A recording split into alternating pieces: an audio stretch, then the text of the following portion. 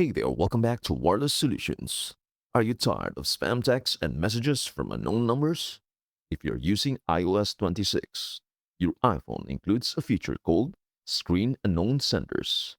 It helps organize messages from people you don't know, making your inbox cleaner and reducing distractions. In this video, I will show you how to turn it on and how it works. But before that, here's a quick rundown of what we will cover. Step 1. Open the Messages settings. Step 2. Turn on Screen Unknown Senders. Step 3. View unknown messages. Let's break it down step by step. At step number 1, open the Messages settings. First, open the Settings app on your iPhone. Tap Apps, then tap Messages.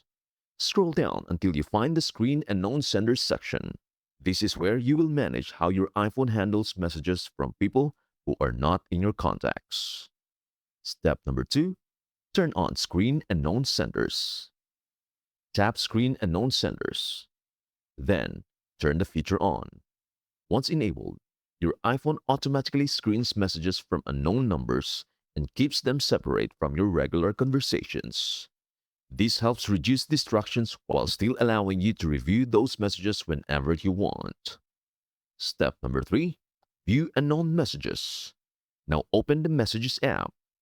Tap Filters in the upper left corner. Then choose Unknown Senders.